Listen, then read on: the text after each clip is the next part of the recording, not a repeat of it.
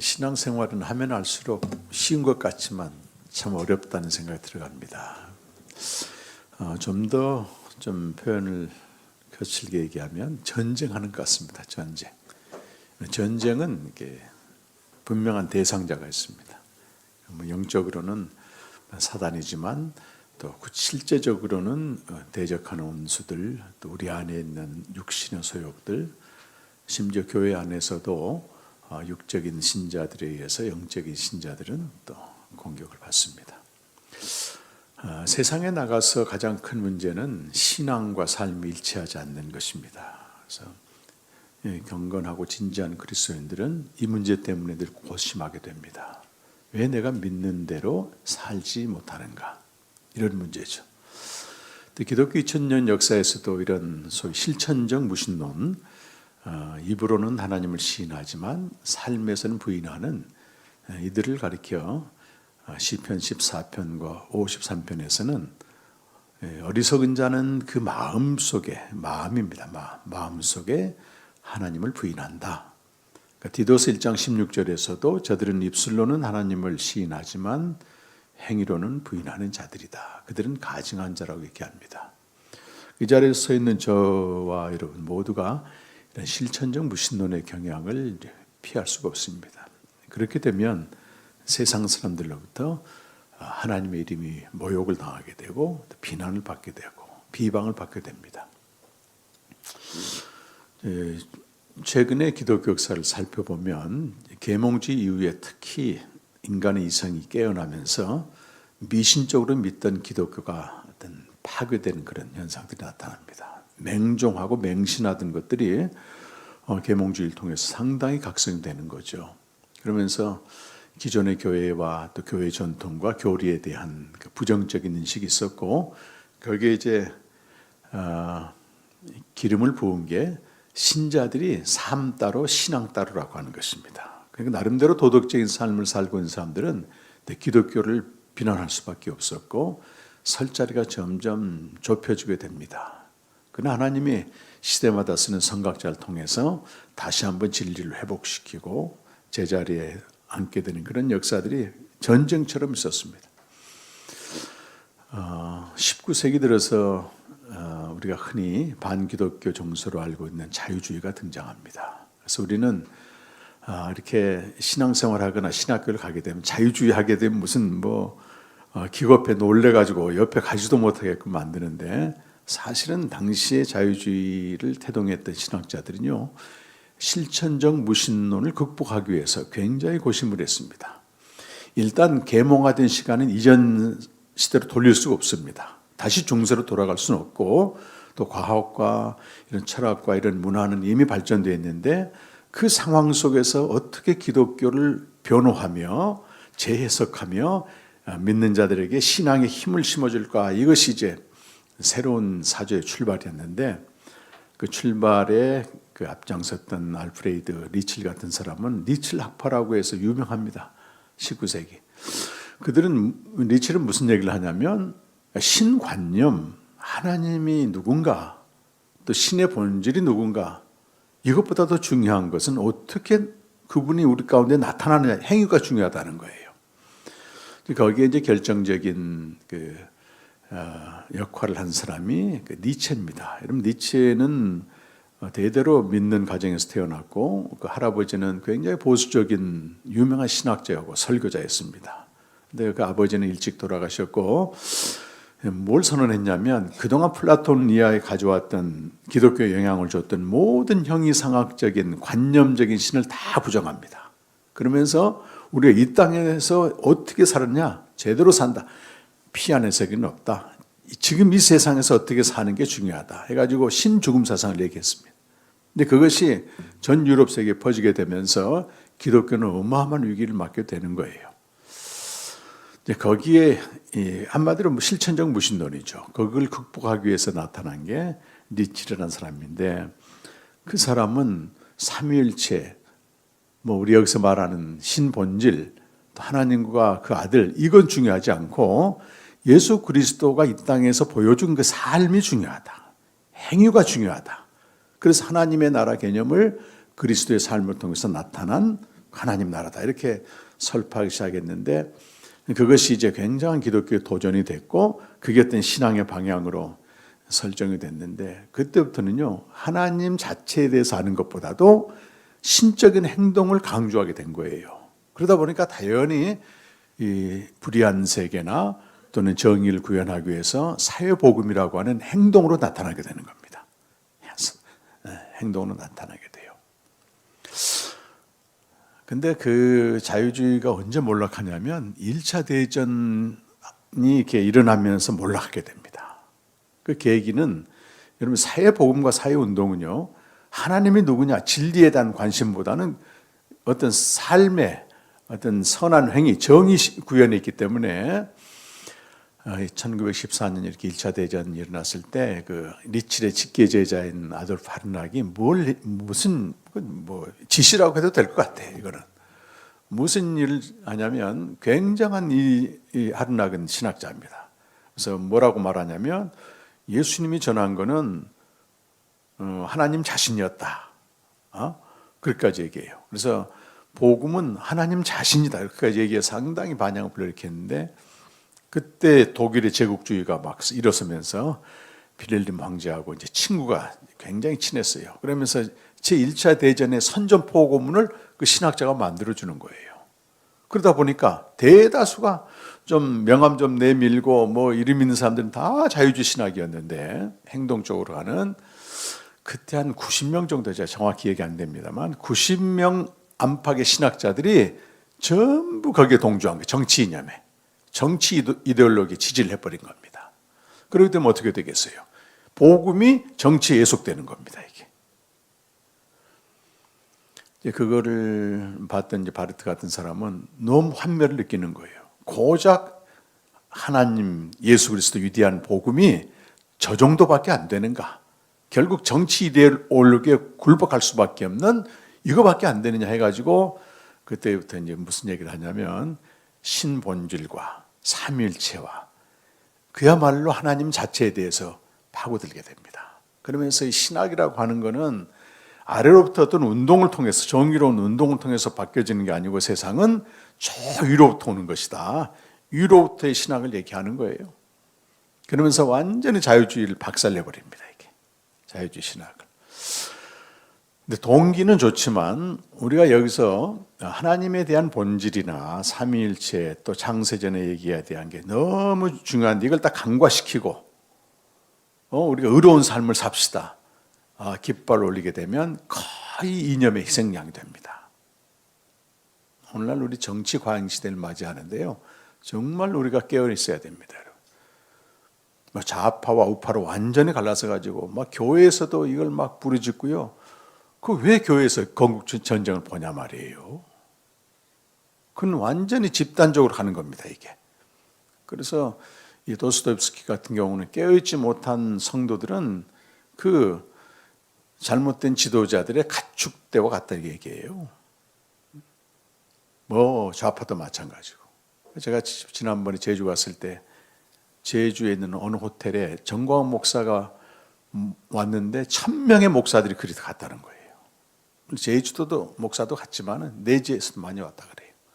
미친 짓입니다, 이거는 우리가 본질에 치중하지 않는 어떤 의로운 행동, 사회개혁 운동은요, 그야말로 나치 시대에 그 대단한 독일 교회가 부역자 노릇했듯이 그렇게 가버리는 거예요. 그래서 좀 일주일 동안 이런 그 시편 53편을 묵상하면서 구원이 시온에서 온다는 얘기, 결론적으로 얘기하는 겁니다. 저 위에서부터 구원이 오는 거지. 아무리 그 마음속에 하나님을 부인하는 실천적 무신론을 극복하기 위해서 아무리 여기서 외치고, 그래서 우리 60년대, 70년대 한참 민주화 운동할 때도 마찬가지였습니다. 그 본질은 놓친 채 어떤 불의한 세상에 대해서 한 것만 하다 보니까 완전히 정치와 이념의 그 희생양이 돼버린 거예요. 그래서 좀 거의 일주일 동안 저는 뭐 뉴스도 안 봅니다. 너무 물들어 버린 것 같아요, 제가 이렇게.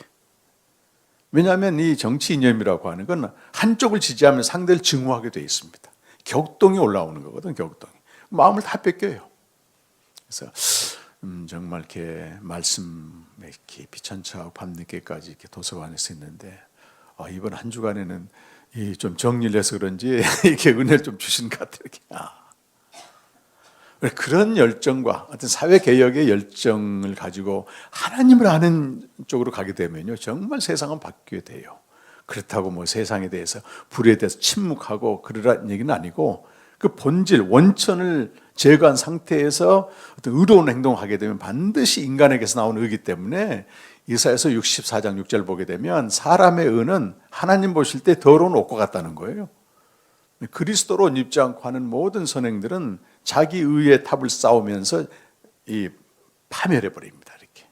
그래서 정말 좁은 문입니다, 이것이. 그래서 본질을 얘기하는 거는 잘 이해되지도 않고, 그래서 그 하나님의 본질에 대한 계시를 얘기할 때 바르트가 그런 말이에요. 이것이 그냥 주어지는 게 아니고 정말 어린아이 같은, 목사님 기도도 하셨지만 어린아이 같은 순전함과 순종, 그리고 성령 안에서의 삶, 그 깨끗한 삶과 어떤 그 열린 눈, 가장 중요한 게 성경 말씀이라고 하는 겁니다. 성경 말씀을 따는 어려움도 얼마든지 많습니다, 여러분. 그래서 오늘 캠프는 굉장히 제가 그런 마음으로 또 세상과 또 교회를 보게 되면 정말 그래요. 휩쓸려 가버립니다. 그래서 그 우리나라 큰 교회가 말이죠. 그 건국전쟁 봤다고 그게 이제 여의도에서 봤는데 전국에 있는 순복음교회로 또 이렇게 영향을 끼쳤어요. 그래서 제주 순복음교회 목사님하고도 제가 가깝게 지냈는데 거기 이제 권사님들 이런 분들하고 가깝기 때문에 어디 가서 연락이 안 돼. 그랬더니 단체로 어디 갔다는 어디 가서 영업을 했다. 이걸 교회에서 할 것인가 정말 고민됩니다. 정신을 바짝 차지하지 않은 쓰나미 같은 이념의 물결에 완전히 희생돼 가지고 당시에 그 나치 독일에게 대부분의 목회자들이요 다 부역했습니다. 그건 아니라고 외쳤던 그 칼바르트는요 완전히 쫓겨나 가지고 저기 자기 본국인 스위스에서 이제 평생 연구하면서 가르쳤는데 그런 분들이 그 시대의 별이 되는 거예요. 그 시대의 별이 되는 겁니다. 그래서 어떤 성도는 그러더라고. 교회에서는 정치 얘기만 하는데 왜? 싸운다는 얘기예요. 싸운다는 얘기가 다 갈라져가지고. 그래서 너무 지나치게 조심해야 됩니다. 그런 좀. 그래서 그 본질이 뭔가 하나님의 본질에 대해서 정말 이 교회에 하나님의 시대마다 사람들 세우셨는데 이 진리는 봐도 진리입니다, 여러분. 교재 20페이지 한번 가보시겠습니다. 이 내용을 모르고 우리가 집을 짓게 되면 신앙의 집이 전부 모래에 지은 집처럼 무너져 버립니다. 창세전의 진리라고 나오는데요. 여러분 지난 시간에 말씀드렸지만 창세전의 세계는 만물 위의 세계, 창조 이전의 세계를 말하거든요. 거기는 하나님과 그 아들이 창조 전부터 계신 곳입니다. 그래서 요한복음 1장 1절 보면 태초에 창세전에 말씀 로고스가 계셨다. 그 로고스는 하나님의 아들을 말해요. 로고스가 계셨다. 이 로고스가 하나님과 함께 계셨으니 이 로고스가 하나님이라는 거예요. 이 로고스가 육신이 되어 우리 가운데 오셨다 그 말이. 그분이 이제 성육신에서 오신 거잖아요. 창세 전에는 이 아버지와 아들이 성령 안에 함께 계셨다고 하는. 어떤 인간도 존재하지 않습니다, 여러분. 불교에서는 뭐 창세 전에 우리가 존재했다 뭐 이상한 얘기 하는데요. 다 어떤 영혼을 찾고자 하는 몸부림에서 자기 생각에서 나오는 것들입니다, 이게. 근데 성경에서는 창세 전에는 아버지와 아들 삼위일체 하나님 계셨고 그때부터 이분들은 사랑 안에서 기뻐하고 즐거워했습니다, 여러분. 이걸 놓쳐버리게 되면 하나님의 세상을 만드신 목적이나 인간을 만든 목적 자체가 전부 뒤흔들려버립니다. 그래서 그분들은 원래 그렇게 존재하셨고 거기서 하신 두 가지 일이 있는데 첫 번째 일이 잠언 8장 22절에 보면 그 아들에게 생명을 주신 거예요. 생명. 이 생명이란 말이 거기 나옵니다. 조회라고 하는 이 생명이 창세전에 아들에게 주신 생명은 우리 인간이 갖고 있는 생명하고 차원 자체가 다릅니다. 영역 자체가 다르단 말이에요. 우리 인간의 생명과 강아지의 생명이 다르듯이 전혀 다릅니다. 조회라고 말하죠. 그 생명은 그 첫 번째 일이라고 되어 있어요. 잠언 8장 22절에서는 the first of his works라고 되어 있다. 그의 일들 중에서 첫 번째가 나를 낳은 것이다. 그 지혜로 이제 나오죠. 나를 낳은 것이 언제? 이 세상의 조화가 시작되기 전에, 이 세상이 창조되기 전에 낳았다. 이걸 낳은 바 된 아들이 요한복음 5장 26절에서는 직접 자기 입으로 계시하시는 겁니다. 아버지께서 자기 속에 있는 생명을 아들에게 주어 그 속에 있게 하셨습니다. 그러니까 첫 번째 일이 아들에게 생명을 주신 거예요. 두 번째는 여기 20페이지 중간에 보게 되면 위에서부터 네 번째 줄 나오죠. 창세전에 두 가지를 하셨습니다. 아들에게 생명을 주셨고 요한복음 5장 26절 또 하나는 이 생명을 우리에게 주시겠다고 약속하셨다고 되어 있어요. 그럼 디도서 1장 2절 말씀인데 디도서 1장 1절과 2절 말씀 보면 바울이 사도된 것은 하나님의 택하신 자들의 믿음과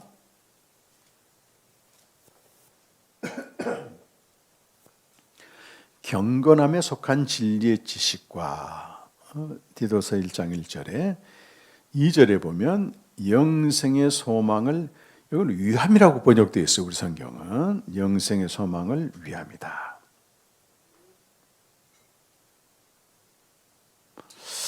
그래서 여러분 조금 영어가 되신 분들은 이렇게 NIV 성경이나 영어 성경을 같이 보시면 훨씬 정확합니다. 위함이라고 번역해 놓으니까 이게 뭔 말인지 몰라요, 사실은. 한국말 자체가 좀 애매하긴 한데 특히 성경 말씀을 우리 어르신들이 애매하게 만들어 놔버려요. 그래서 언어 연구가 이럴 땐 좀 필요하기도 하고 오늘 다 볼 수는 없기 때문에 그나마 영어 성경을 보시게 되면 조금 더 도움이 돼요. 위함이라고 하는 부분을 영어 성경 어떻게 번역했냐면 resting on, 거기에 근거하다 이렇게 돼 있어요. 근데 헬라어 에피라는 말은 근거하다는 말이거든.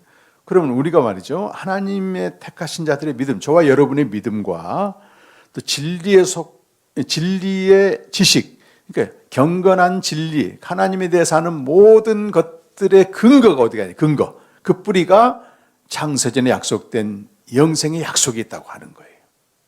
그러니까 이거 뭘 말합니까, 여러분? 우리가 아무리 선택된 자들의 믿음이나 또는 우리가 하나님을 안다고 하는 것이 요 뿌리, 근원이 되는 창세전의 약속을 모르면 머리에 짓는 집입니다. 이게 계속 흔들려 이게. 그래서 창세전의 생명과 그 생명을 우리에게 주시기로 한 약속이 두 가지 진리는 기독교 신앙의 축이에요, 축. 이걸 딱 제껴놓고 우리가 아무리 선한 행동을 하고 하나님에 대해서 안다고 해도 나중에 가게 되면 애매성이 갇혀가지고 아무것도 몰라. 물어보면 뭐에 대해서 아니요, 몰라 전혀 몰라. 그리고 모든 성경 자체가 그냥 일반적인 이야기가 아니고 지난주에 우리 조 목사님 너무 마지막 부분에 설명을 잘 하셨잖아요. 그 국영수 비유해 가면서 성경 공부를 아무리 우리가 많이 하고 필사도 하고 암송을 해도 성경이 궁극적으로 증거하고자 하는 생명과 복음을 모르면 아무것도 모르는 거예요, 사실은. 그렇게 많이 했어도, 제자 훈련해도. 그러니까 어떻게 돼요? 자기의 전예, 자기의 경험을 성경을 근거로서 막 쏟아내거든. 이게 아무 말 대잔치입니다. 아무 말 대잔치. 지난주 목요일 날 오랜만에 오성종 교수님 만나서 교제, 이분이 70대 중반인데 엄청나게 오히려 열정이 더 있더라고. 이분 독일에서 공부하시고 오랫동안 칼빈 신학, 지금 석좌 교수로 계신 성서 신학을 전공했어요. 근데 지난주 목요일 날 우리 다들 목사님들이니까 그 얘기하더라고. 그 십자가 도에 대해서 이분이 한 2시간 정도 강의를 했는데 이 복음, 이 신약에서 하나님 말씀 복음이라는 거예요, 복음. 근데 복음이 아닌 얘기를 하면서 다 설교하고 있는 이 목사들 막 규탄까지는 아니었는데 이분은 워낙 점잖으신 분이니까 너무너무 가슴을 치는 거예요. 복음을 전해줘야 되는데 복음이 아닌 이렇게 일반적인 이야기들 다 성경 가지고 하고 있는 이게 이제 신학자, 노신학자가 볼 때는 어떤 생명력이 없는 말씀이라는 얘기를 하더라고요. 본질이 두 가지입니다, 여러분. 그리고 하나 더 추가하자면 그 밑에 아래쪽 내려오게 되면은 베드로전서 1장 20절 하나님은 지금 6번째 됩니다. 하나님은 생명의 약속을 지키기 위해 이 생명을 주시기 위해 아들을 보내겠다고 창세전부터 미리 정하셨다. 베드로전서 1장 20절은 그는 창세전에 미리 정해진 바 되셨고 말일에 나타나셨다. 마지막 날에 나타나셨다는 것입니다.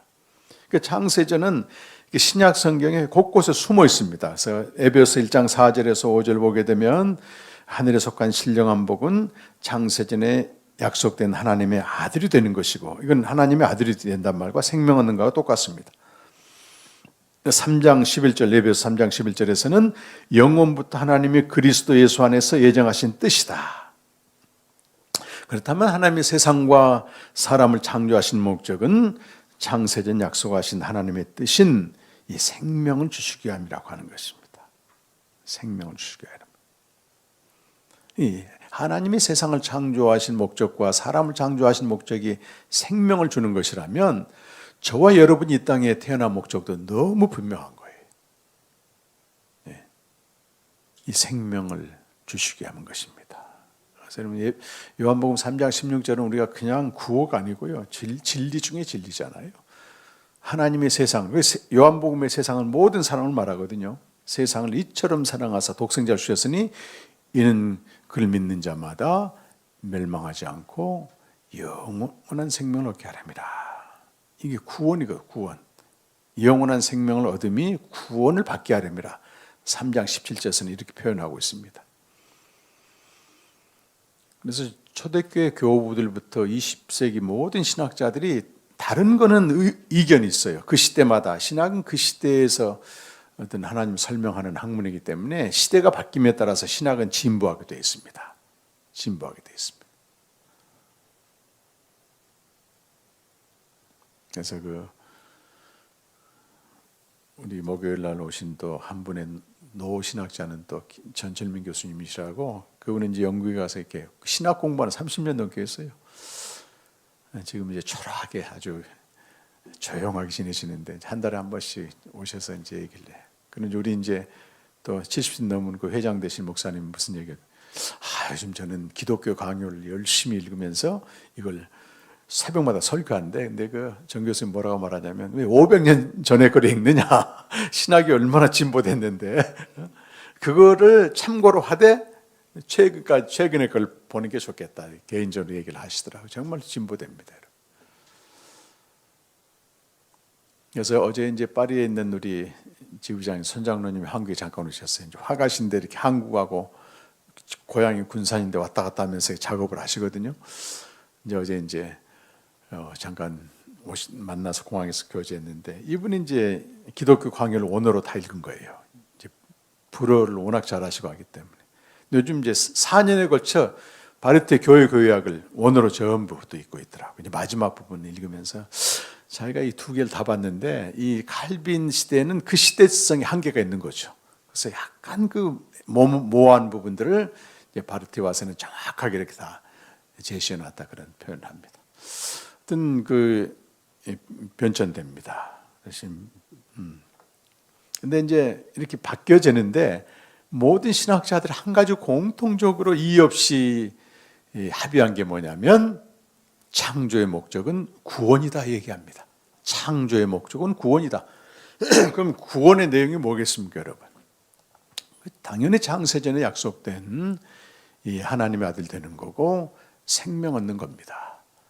그래서 에베소서 3장 11절 말씀에서는 영원부터 그리스도 예수 안에서 예정하신 뜻, 이렇게 되어 있어요. 예정하신 뜻이라고 되어 있습니다. 그것이 바로 그 기쁘신 뜻이고 하나님의 아들들이 되는 것이다. 우리가 좀 이 땅에서 뭐 이렇게 고난도 있고 환난도 있고 또 일어나지 못해 별일이 다 있지만 그 목적이 이루어졌다면 하나님의 인자하심이 이렇게 돔구장처럼 다 감싸고 있습니다. 그래서 시편 기자가 얘기하잖아요. 주의 인자는 커서 하늘에 미치고 주의 신실은 궁창이 일어나이다 그 말이에요. 내가 우리 조카 손녀가 와가지고 너무 힘들어하길래 그 얘기 좀 해줬어요. 그 고척동에 가면 동구장이 있거든. 동구장. 그 이번 주 뭐 수요일, 다음 주 수요일 목요일 날 뭐 개막전, 미국 그 개막전을 거기서 한답니다. 그래가지고 요즘 굉장히 핫 이슈가 돼 있어.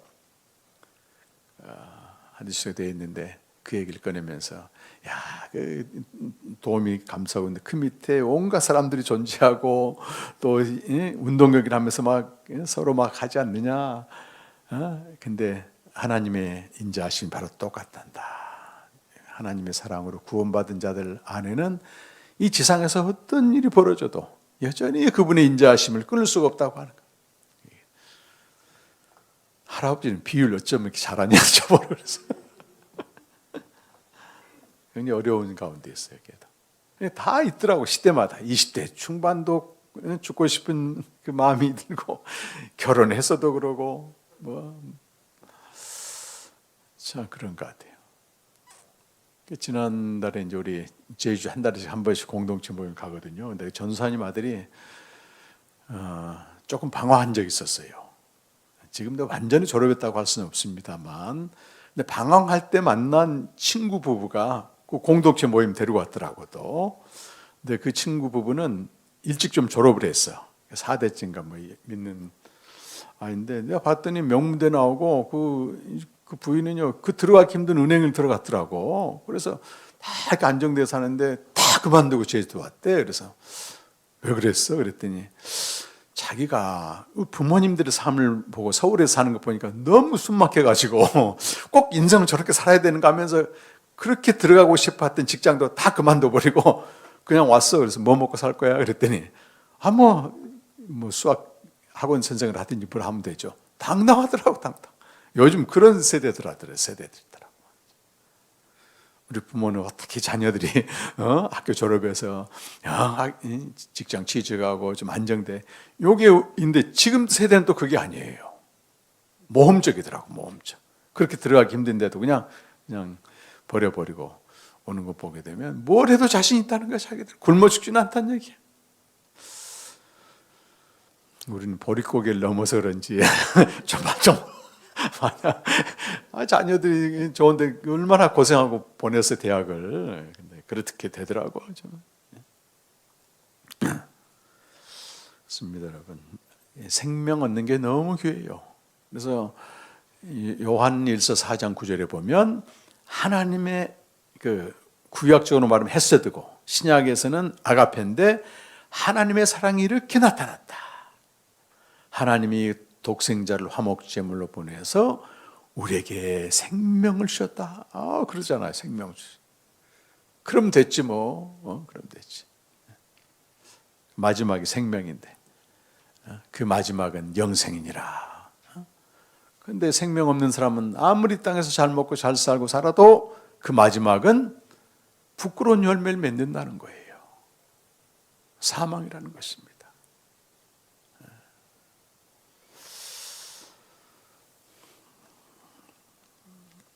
이 하나님의 계획 속에서 하나님이 세상을 창조하셨는데 아담은 이 영원한 생명으로 태어난 자가 아니고 강조해서 말씀드리자면 창세기 2장 7절 보면 땅의 티끌로 메이드 만드시고 이렇게 되어 있어요.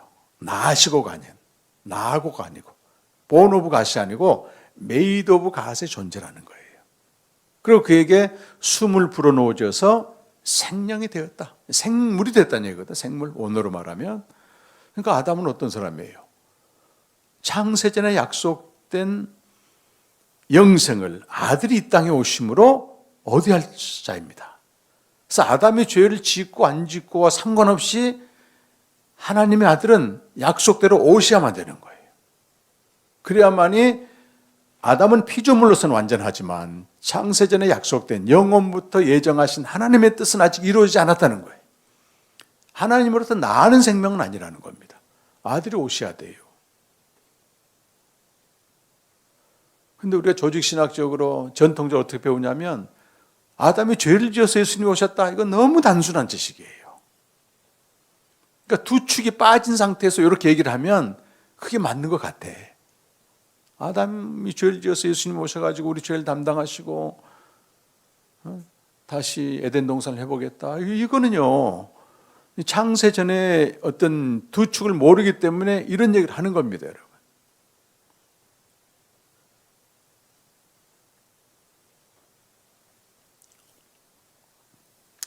아담이 죄를 지은 현장에서 하나님이 선포하신 게 여자의 후손과 가죽옷이란 그 복음, 원시복음입니다. 원시복음이라고 이름을 정해놨는데, 아담이 죄를 지었어요. 그럼에도 불구하고 하나님은, 하나님의 약속은 신실하시기 때문에 생명을 주시기 위해서 아들을 보내시겠다. 그 대신에 여자의 후손과 가죽옷은 아들의 희생을 말합니다. 희생. 아들이 십자가에 죽으심으로써 죄를 용서하고 그리고 생명을 준다. 죄사함과 생명이 동시에 일어나는 거죠.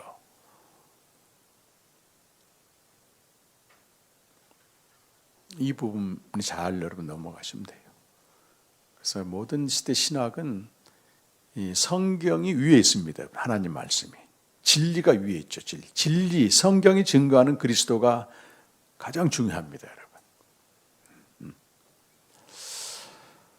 그리고 창세기 4장부터는 그 여자의 후손과 가죽옷으로 오실 하나님의 아들에 대해서 성경 전체가 증거하고 있는 거예요. 누가 증거합니까? 그거를 지난주에 다 했는데, 하나님이 누굴 통해서 아들에 대해 증거하죠? 응? 로마서 1장 2절 보면 누굴 통해서 증거합니까, 여러분? 선지자들 통해서 증거합니다. 그래서 로마서 1장 2절은 구약 성경을 한 줄로, 이제 구약 성경을 복음이라고 얘기하면서 로마서 1장 2절에서는 그렇게 설명하는 거예요. 로마서 1장 2절 한번 가보실까요?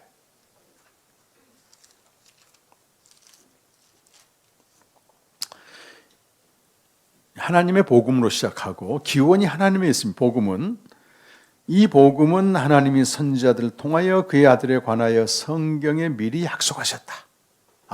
성경에 미리 약속된 하나님의 아들, 그리스도를 말하죠. 그리스도. 근데 그가 이제 다윗의 씨에서 오셨고, 성경으로는 죽은 자들 가운데서 부활하사 능력으로 하나님의 아들로 선포되셨는데, 그가 곧 누구냐? 주 예수 그리스도라고 하는 거예요. 그가 복음이라는 얘기잖아요, 지금. 근데 여기 2절과 3절, 4절 반복적으로 나타나는 게 하나님의 아들이라고 하는 겁니다. 예수님은 어떤 인간으로서 죽으시고 부활하신 게 아니고, 본래부터 하나님의 아들이었어요. 하나님의 아들로 오셔서 죽으시고 부활하심으로 주가 되셨다고 하는 것입니다. 그래서 복음을 우리 하나님의 아들 예수 그리스도, 마가복음 1장 1절에 있는 것처럼 복음이 뭐냐? 역사적으로 2000년 전에 오셨던 나사렛 예수가, 여러분 나사렛 예수만 믿으면 반쪽 믿음이에요.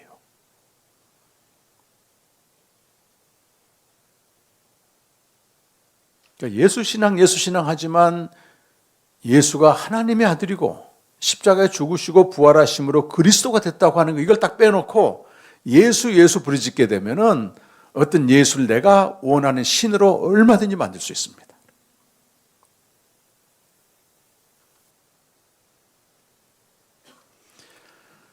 역사적 예수가 없다면 유령이죠, 유령. 그분은 사람으로 오지도 않았고. 그러니까 그분이 역사적으로 존재했다고 하는 건 너무 중요해요. 근데 초대교회 이단들은 어떻게 하나님의 아들이 사람으로 올 수 있느냐 그래서 잠깐 환상을 본 거다, 가연설로 막 얘기하거든요. 실제로 그분이 존재하신 겁니다, 이 땅에. 육신을 입고 오셨다는 거, 그분이. 오셔서 여러 가지 기적도 행하고. 그러니까 자유주의자들이 뭔 얘기하냐면 예수님이 하나님의 아들이다, 또 예수가 십자가에 죽으시고 부활하셨다, 이걸 싹 빼놓고 그 역사적 예수의 삶만 추종하는 것입니다. 저분이야말로 인간의 모범이다. 의도는 좋았지만 그분의 본질을 빼버리니까, 그분이 우리에게 주시고자 하는 게 생명이고 우리를 아버지 품까지 데려간 이런 건 다 빼놓으니까 결국 인본주의로 가는 겁니다. 인본주의는요, 결국은 정치적 메시아예요. 예수님 십자가에 못 박은 사람 똑같습니다. 이해가 안 됐어요. 저도 왜 그 루터 이후의 종교개혁 전통을 가지고 있는 독일 교회 성도들이, 어려서부터 모태신앙 교육받은 이들이 어떻게 히틀러한테서 열광을 했을까? 경제적으로 패닉 상태에 있었는데 나치당이 잠깐 이걸 보여주니까 다 먹고 사는 그쪽으로 가버린 거예요. 나중에 눈이 멀어가지고 무슨 짓을 해도 지지합니다. 그렇다면 우리 한국교회처럼 역사도 일천하고 이 뿌리가 낮은데 얼마든지 이용당합니다. 이용당해. 교훈의 풍조에 밀려 이리저리 요동하는 영적인 어린아이예요. 영적으로. 에베소 4장 보게 되면 그리스도의 장성한 분량에 가지 않으면 복음을 정확히 모르고 여러분 우리가 예수 믿게 되면요 평생 믿어도 그 자리예요. 갈수록 나빠집니다. 좋아지기는커녕.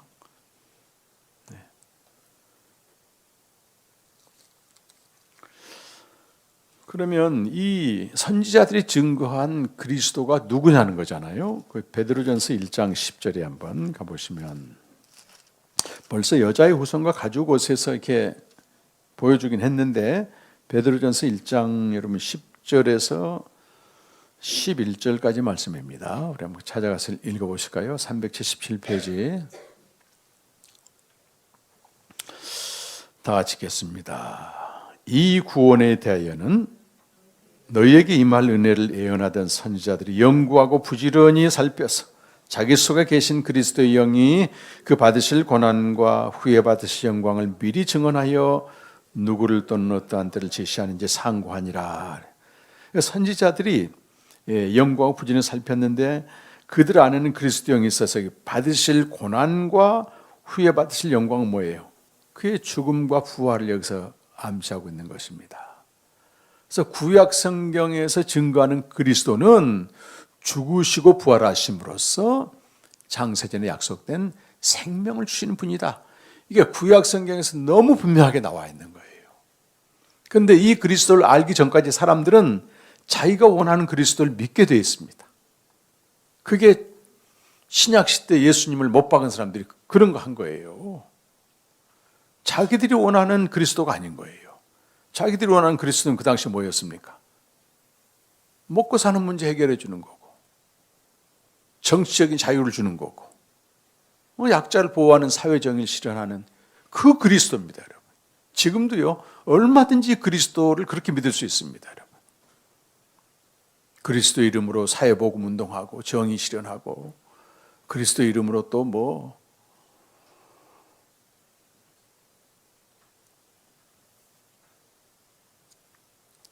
해방신학 같은 경우도 그렇습니다. 남미 고통받는 자들에 대한 긍휼의 마음이 우리에게 당연히 있어야 됩니다. 여러분.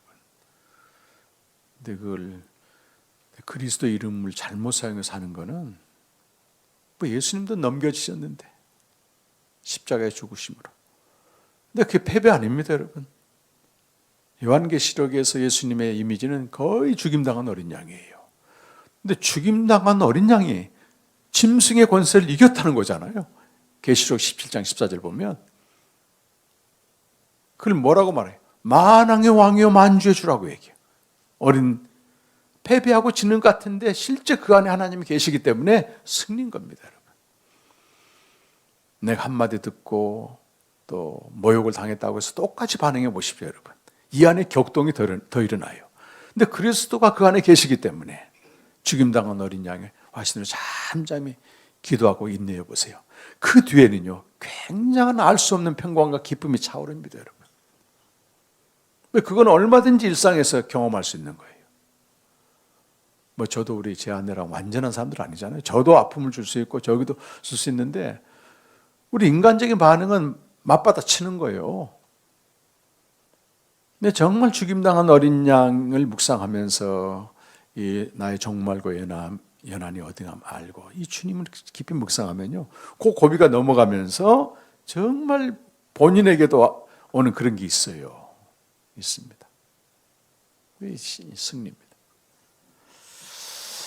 이 고난과 이 영광 예수님이 이 문제 때문에 제자들하고 충돌하는 거예요. 제자들은 자기가 원하는 그리스도를 계속 생각하면서 그걸 투사하면서 이미지하면서 예수를 막 쫓아가는데 예수님은 막판에 그걸 뒤집잖아요. 나는 죽고 3일 만에 살아나는 그 그리스도다. 비로소 말씀하니까 막 제자들이 반항하고 저항하고 그래도 가잖아요. 성경대로. 그래서 고린도전서 13장 보게 되면 그 구약 성경이 증언한 대로 그는 성경대로 죽은 자 죽으시고 장사 지낸 바 되시다가 성경대로 사흘 만에 살아나 전부 성경대로가 들어가요. 구약 성경 전체가 그리스도의 죽음과 부활을 증언한다는 거예요. 그래서 성경대로 성경이 증거하는 그리스도, 구약 성경과 신약 성경이 그 목적이 생명을 주는 거다. 이 정도만 베이스로 깔고 있어도요, 웬만한 거는 다 분별할 수 있습니다. 분별할 수 있습니다. 네, 많고 적고는 중요하지 않은 것 같아요. 이렇게 살아가는 사람들 통해서 하나님이 그 시대를 이끌어 가시는 겁니다. 종말까지. 네.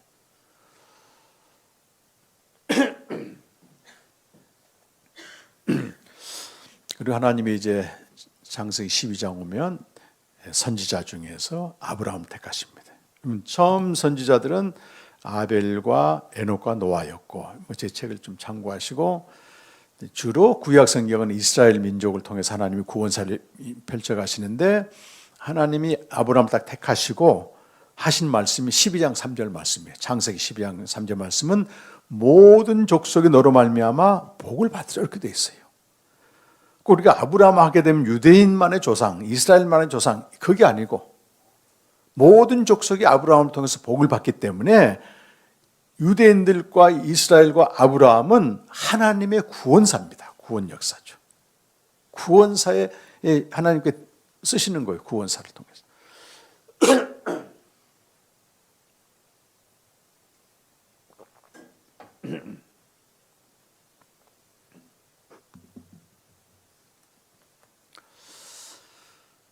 그래서 창세기 20장 7절에 보면 하나님이 아비멜렉 왕에게 아브라함은 선지자라 직접 얘기하십니다. 선지자라. 선지자는 모든 시대 선지자들은 공통점은 그 오실 그리스도 하나님의 아들에 대한 증거잖아요. 그럼 아브라함에게는 아주 구체적으로 증거하셨어요. 그 복이란 말과 또 자손의 약속과 땅의 약속을 하셨는데 이 자손도 그리스도를 말합니다. 갈라디아 3장 16절을 보면 그리고 땅은 가나안 땅인데 가나안 땅은 지상에서 성취되는 하나님 나라의 모형이에요. 근데 무엇의 그림자겠습니까? 여기 지상에 있는 것은 상징이고 저 위에 있는 게 실제인데 여기는 모형이고 저 위에는 본체란 말이에요. 하나님 나라의 그림자로 주신 겁니다. 그래서 아브라함은 실제 가나안 땅의 약속을 받았지만 이 땅에서는 못 들어갔어요. 그러나 모형의 본체인 그 나라는 이미 들어가 있어요. 그래서 예수님도 그걸 증언하지 않습니까? 약속을 믿은 아브라함은 나의 때 볼 것을 보고 이미 기뻐하고 즐거워하고 있다는 거예요. 저 위에서 조망하는 겁니다. 이렇게. 그리고 마태복음 22장 30절에도 나는 죽은 자의 하나님이 아니고 살아있는 하나님인데 아브라함과 야곱과 이삭과 야곱이 하나님이다. 그 언약을 그대로 계승하잖아요. 이들이 가나안 땅이라고 하는 그 세 사람 중에 아무도 가나안 땅 들어간 사람 없어요. 뼈는 거기 묻혔지. 거기에 출애굽하면서. 그래서 이 하나님이 아브라함에게 약속하시면서 횃불 언약 200읍과 출애굽의 과정을 거쳐서 그 나라로 들어가는 대장정을 쫙 펼칩니다. 이렇게. 그래서 전부 복음의 얘기. 지난주에 아주 조 목사님 말씀하신 다 복음의 내용이거든. 그러니까 전체 그림을 안 보고 개별적인 사건 보게 되고 막 설교하게 되면요. 그건 이제 미드라시 방식으로 유대인들 가르침이랑 똑같습니다. 복음을 선포해야 되는데.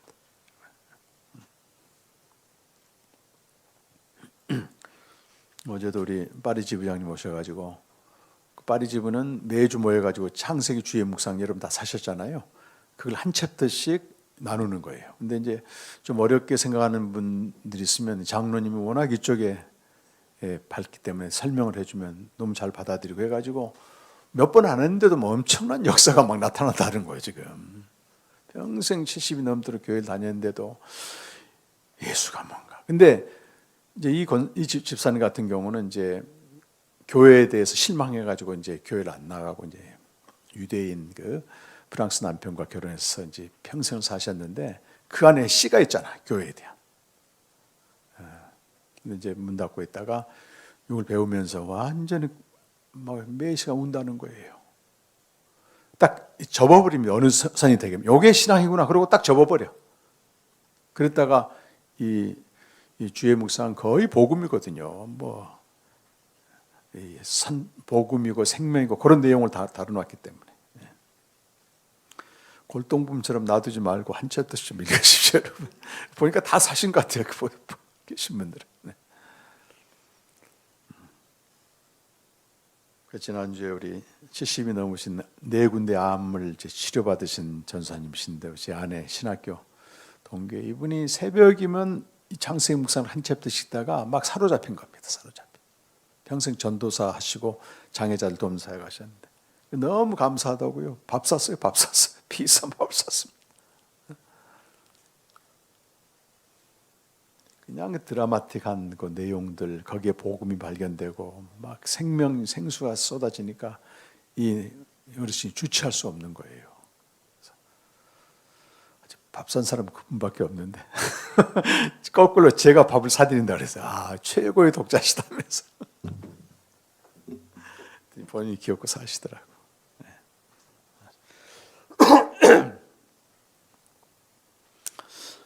아브라함은 이 선지자고 이 이삭과 야곱은 그 약속을 계속 이어갑니다. 그 다음에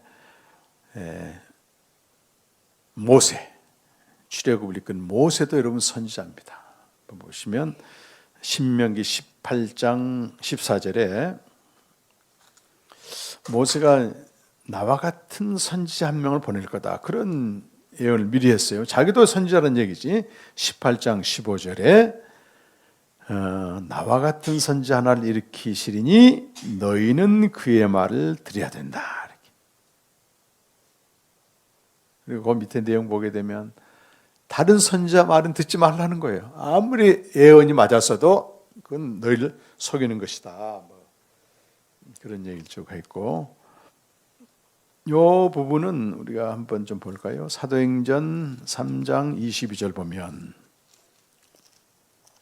사도행전 3장 22절에 아까 우리 신명기 18장 15절을 그 베드로가 인용하면서 모세가 말하되 주 하나님이 너희를 위하여 너희 형제 가운데 나 같은 선지 하나를 세울 것이니 너희가 무엇이든지 그의 모든 말을 들을 것이니라. 그 선지자의 말을 듣지 않으면 멸망한다. 그 선지자. 근데 그 선지자가 바로 이때 나타난 예수 그리스도다. 그 얘기를 하는 겁니다, 지금.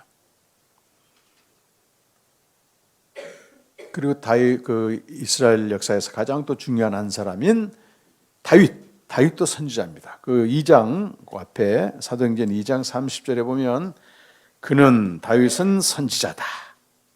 그리고 하나님이 다윗에 대해서는 그리스도에 대한 일을 다 계시하셨어요. 그가 죽으시고 장사되시고 부활하시고 승천하셔서 하나님 우편 앉음까지 전부 보여주신 거예요.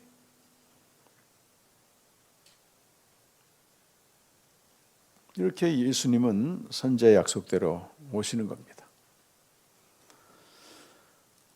특히 지난 시간에 이제 우리 구약 성경에서는요, 이제 옛 언약이라고 말하는데 옛 언약의 핵심 내용은 시내산 언약입니다. 시내산 언약.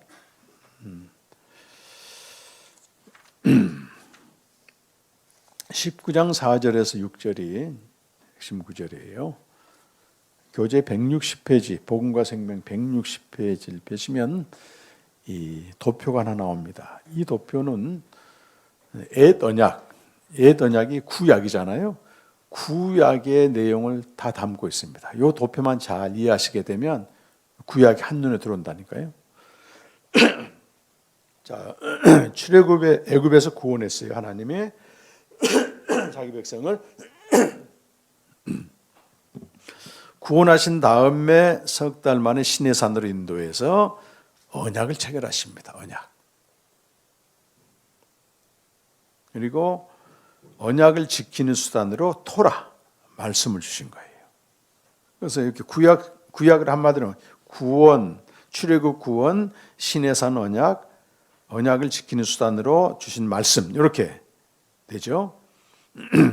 그 밑에 출애굽기 19장 5절 6절 말씀 보면 하나님 이렇게 말씀하시죠. 내 말을 잘 듣고 꺼내야 돼. 잘 듣고가 이제 쉐마, 듣고 순종하는 거. 잘 듣는 게 뭐냐면 언약을 지키는 겁니다. 언약이란 말은 관계가 유지되는 거. 하나님과 바른 관계가 유지되는 상태를 말해요. 그 하나님을 뵙고 먹고 마시고 즐거워한 교제입니다. 교제. 그래서 구약 시대는 말씀에 순종함으로 하나님과 교제를 하게 되고 이 교제를 제일 잘했던 사람이 다윗이에요. 다윗. 정말 다윗은 교제를 잘했습니다. 다윗은 이제 말씀에 쉐마하여 교제했죠. 말씀 쉐마 자체가 목적이 아닙니다. 그걸 통해서 하나님과 교제해요. 그 시편 27편 4절 보면 다윗이 내가 여호와께 구하는 원싱 한 가지가 뭐였습니까? 내 평생에 여호와의 집에 살면서 그렇게 돼요. 교제란 말이지. 그 성전의 아름다움은 기쁨이란 말이거든. 페리코레스를 미리 봤다고. 그 충만한 기쁨을. 그거 보는 것이라고 되어 있어요. 그 말씀에 순종하는데 하나님께 나아가지 않는 것도 문제고 아예 말씀에 안 순종하지 않고 하나님과 교제가 끊어진 것도 문제고 다 문제라.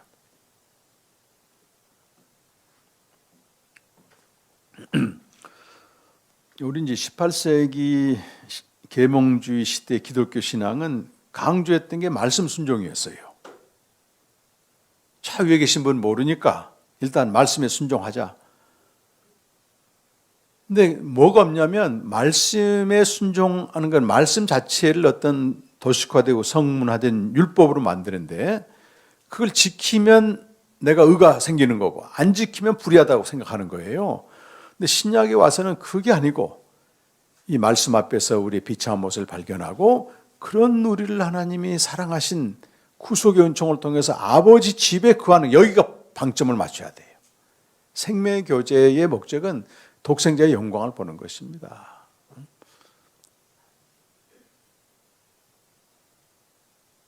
삼위 하나님의 초청 안에 반응해서 거기 들어가서 기쁨으로 기뻐하는 거 이거.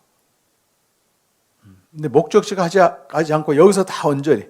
그래서 좀 계몽화된 교회나 목사들은 자꾸 그렇게 설교를 해요. 우리 설교하는 걸 여러분 지키십시오. 말씀을 읽고 순종하십시오. 그 말 자체는 어폐가 없습니다. 그런데 목적을 상실했기 때문에 이거 다 겉돕니다. 이게 바리새적 신앙으로 또 가버리는 거예요. 이게 지극히 높고 거룩하신 곳에 계신 하나님은 땅에서 통회하고 겸손한 자의 영혼을 만나주시고 소생시킨다 그랬으니까 그 어마어마한 무한한 질적 차에 계신 하나님이 누굴 통해서 이렇게 만나주시는 거예요. 그리스도의 구속의 은총을 통해서 우리를 용납해 주시고 우리는 용납받은 자로서 기뻐하는 거지 뭘 우리가 얼마나 지킨다고 율법을 지킬 수 있습니까? 여러분 거의 외식으로 치닫습니다. 근데 아예 말씀 자체 깡 무시하고 뭐 이렇게 맹신하는 것보다 훨씬 낫긴 낫지. 거기에 멈춰버리면 안 된다고 하는 것입니다. 그건 계몽주의 신앙입니다. 그래서 그 다음에 나온 게 낭만주의 시대의 슐라의 마가 저 위에 계신 분과 직접 이렇게 직접 의식, 그게 신앙이다 이렇게 또 이제 제대로 얘기를 하긴 했어요. 그래서 영생을 얘기합니다. 너무 예수님에 대한 얘기 약해가지고 이제 나중에 비판을 받기만.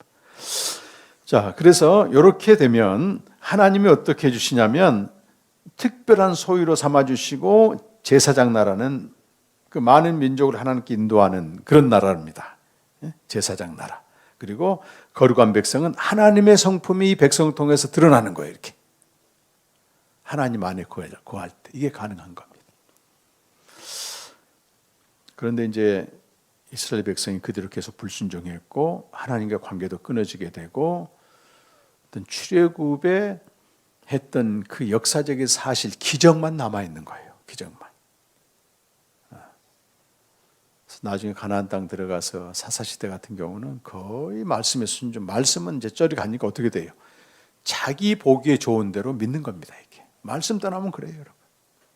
다수가 보기에 좋은 대로 믿는 거예요.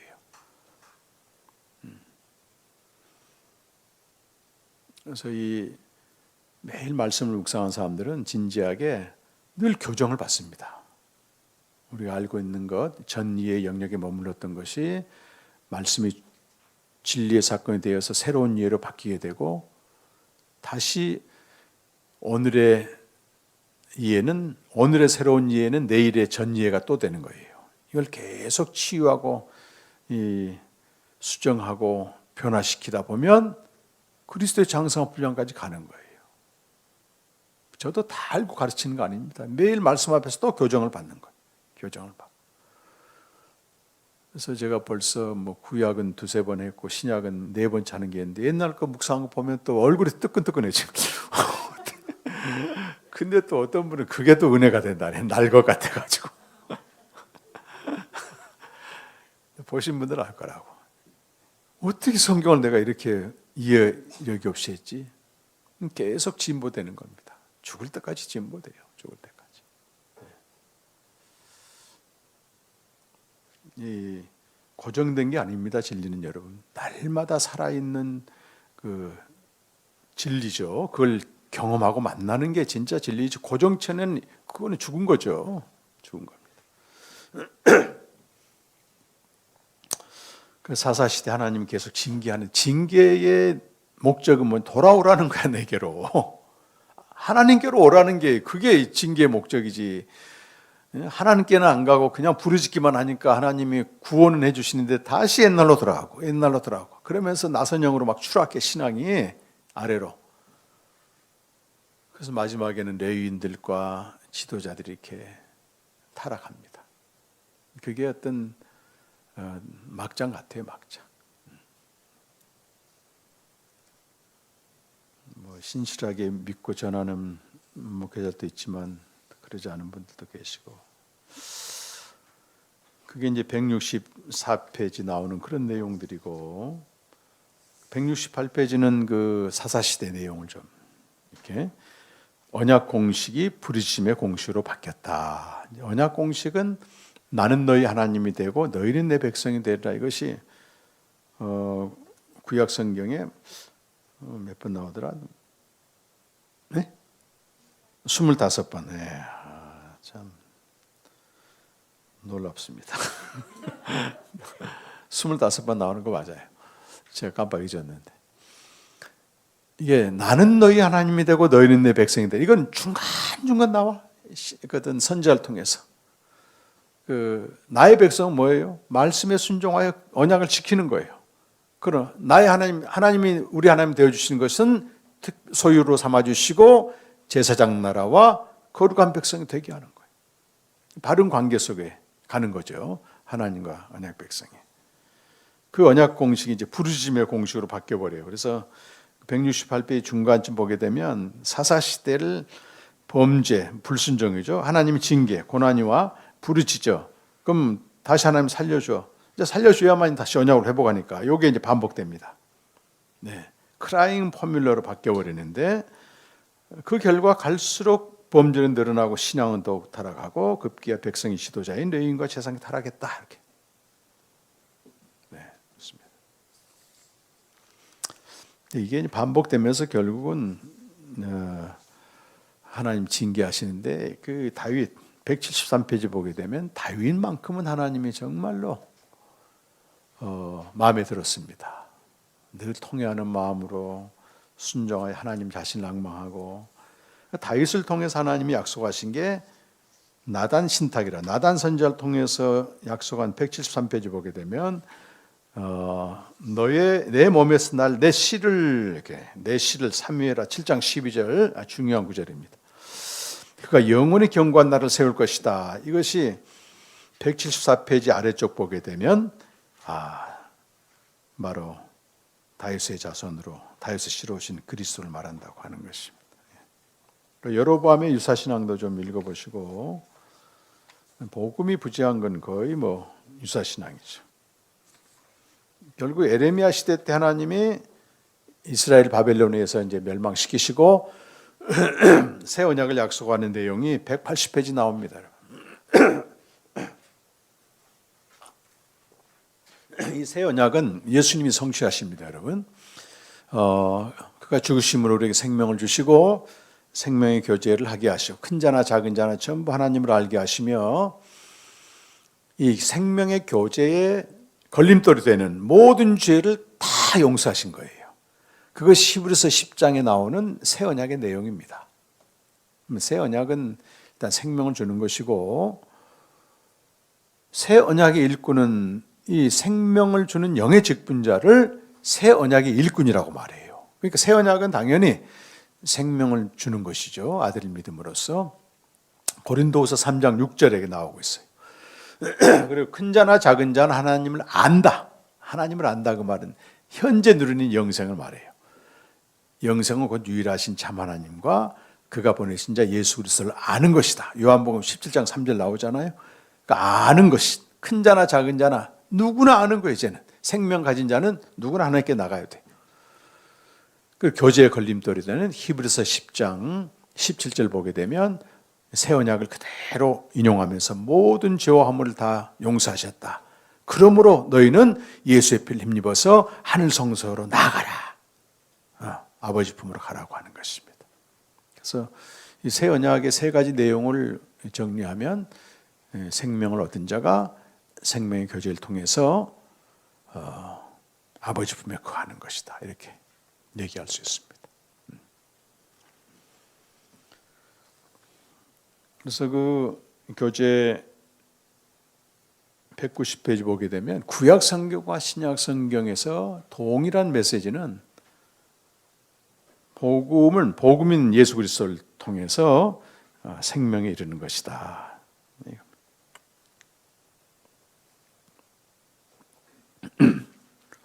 도표가 쭉 나와 있는데 도표 밑에다가 요한복음 20장 31절 하나 추가하시면 그 요한복음의 결론은 그겁니다, 여러분. 이 표적을 많이 기록했는데 표적을 기록한 목적은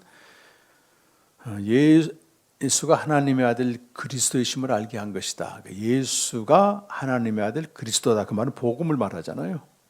예수가 하나님의 아들이고 그리스도임을 알게 하는 것이고 그 이름을 믿는 자마다 생명을 얻게 하랍니다. 그러니까 예수가 하나님의 아들이라고 하는 복음을 통해 뭘 믿는다?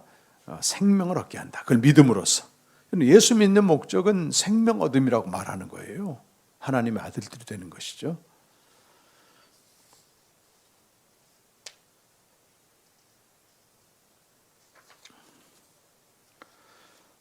새 언약 백성이 된다는 얘기는 이제 이스라엘이 아니고 새 이스라엘을 뜻하는 하나님 나라의 백성이 된다는 겁니다. 하나님 나라의 백성.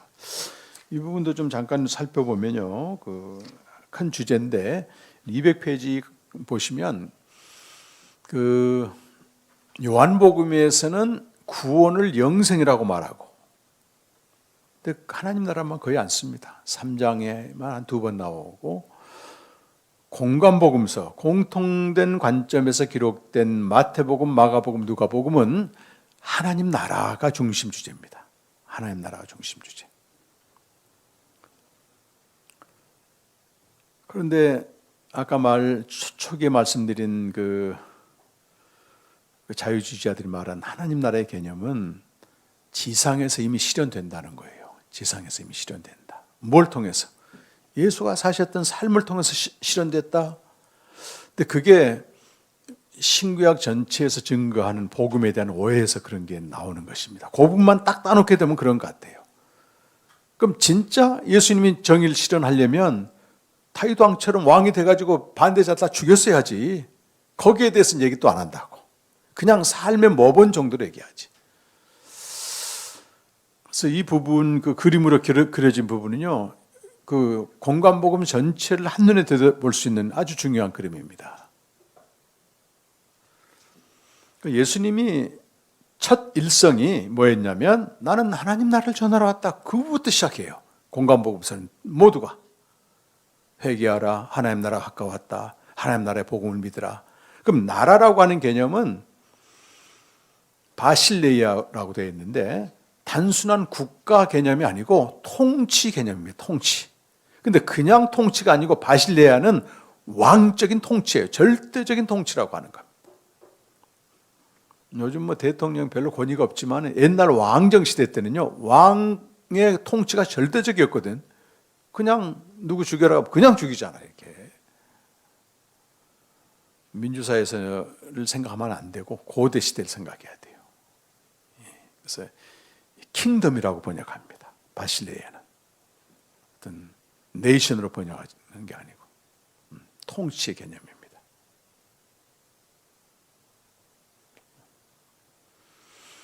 예수의 3년간의 공생애는 하나님의 통치, 하나님 나라의 복음을 통치의 복음을 선포하시고 약속하시고 초대했다. 그럼 통치라고 하는 건 그 대상이 있을 거 아니겠습니까? 뭐에 대한 통치입니까?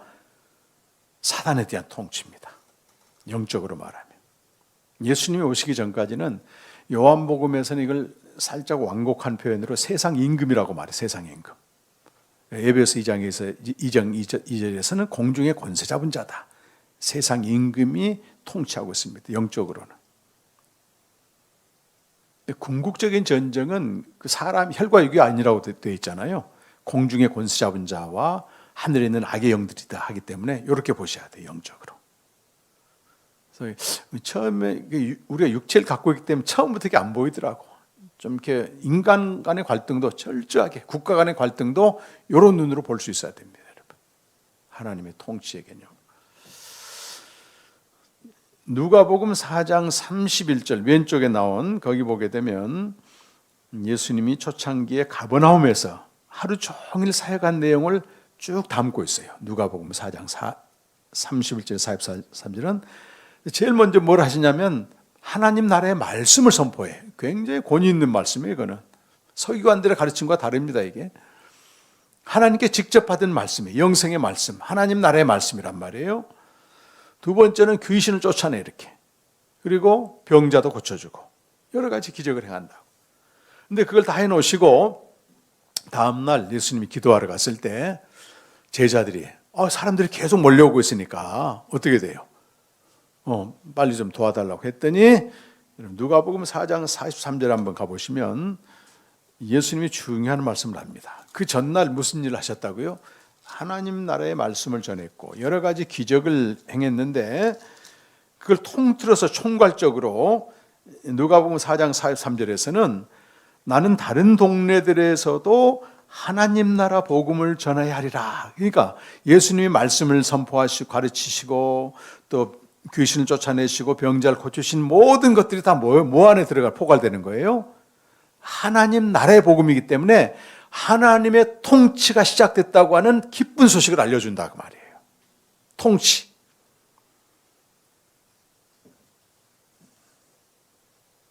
그래서 밑에 그림을 보게 되면 하나님 나라의 복음을 두 가지 방식으로 전합니다. 하나는 말씀을 선포하고 또 하나는 사역, 방금 말씀드린 데는 치병과 축기, 귀신 쫓아내고 기적을 행하고 죄사함, 또 잔치로도 나타나죠. 이 사역은 두 가지 의미가 있는데 하나는 메시아적 예언의 성취. 이런 일을 하게 된 사람이 나타날 텐데 그가 메시아다. 이걸 이사야서에서 예시를 했다는 거예요. 세례 요한의 제자들이 오실 그이가 당신 맞습니까? 했더니 나는 이사야 선지자가 얘기한 대로 이런 일을 하고 있지 않느냐. 실족하지 말아라. 그 얘기를 해주는 겁니다. 또 하나 중요한 거는 하나님의 통치가 임하게 되면 이런 일이 일어난다고 하는 걸 보여주는 거예요. 맛보기로 예시하는 거고 주의하는 거고 시기하는 겁니다. 그래서 마태복음 12장 28절 보면 예수님이 직접 말씀하세요. 12장 28절 중요한 구절입니다. 이런 구절들은 예수님이 이렇게 말씀하십니다. 내가 하나님의 성령을 힘입어, 중요한 건 성령 권능이잖아요. 성령을 힘입어 귀신을 쫓아내는 것이면 하나님의 나라가 이미 너에게 임하. 이거 하나님의 통치가 임한 증거라고 하는 거예요. 이게 병 고침도 마찬가지고 꾸짖지 않습니까? 병을 당시의 그 고대 사상에 근거하게 되면. 그래서 예수님이 3년 동안 하셨던 이 능력들은 하나님의 통치가 임하게 되면 이런 일이 벌어진다고 하는 걸 맛보기로 보여주는 거예요. 맛보기로.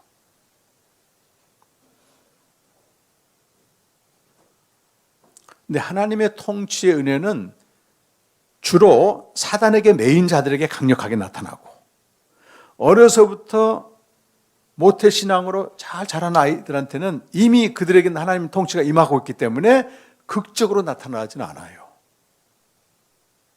아주 선교지 같은 데서는 강력하게 나타납니다. 저처럼 이제 이렇게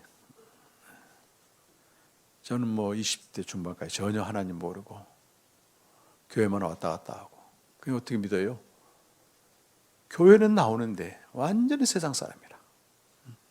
그래서 이 고스톱 중독이 돼가지고 은행원들이 대부분 고스톱 중독이 많았어요 그때는. 그래가지고 중독이 되면요 스스로 못 빠져나옵니다. 아이들이 게임 중독되고 중독되는데 자기 자력 구원이 불가능합니다. 정말 하나님의 통치 은혜가 임해야 돼요. 그러니까 제가 이제 90년 4월 날짜도 안 잊어버려요. 그때는 식목일이 휴일이었거든. 근데 제 안에 어떤 갈등이 있는가 하면 미칠 것만 같은 거예요. 이제 그런 것들이 좀 있어야 됩니다. 어거스틴도 그랬고 대체 언제까지입니까? 오늘은 왜 안 됩니까? 그런 게 있어야 돼요. 어거스틴이 그때 이제 회심을 하거든. 그때 제가 이제 착실하게 교회만 나갔지 이 한계가 오는 거예요. 그때 어떤 정말 발걸음의 인도를 받은 것 같아요. 가지고 이제 새벽부터 막 으쌰으쌰 막 찬양하거든요. 정과 목사님부터 할 때. 알 수 없는 권능이 임하는 겁니다. 이렇게. 그래갖고 방언이 터지고 막 완전 새로운 세상. 그날부로 고스톱이 끊어져 버려요. 힘으로 능으로 되지 않는데 통치 은혜가 임하니까 저한테는 좀 개인적으로 특별했던 것 같아요.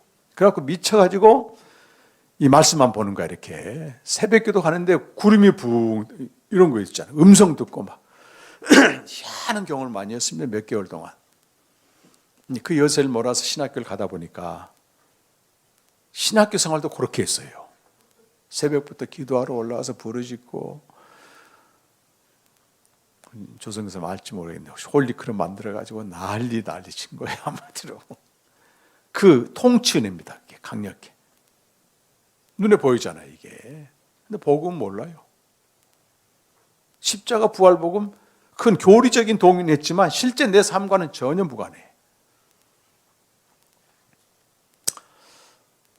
이 성경에 보게 되면 막달라 마리아가 그런 사람입니다. 7 귀신이 쫓겨나갔기 때문에 이런 그 통치 은혜가 강력히 나타나도요 거의 헌신합니다. 제가 이제 헌신했듯이.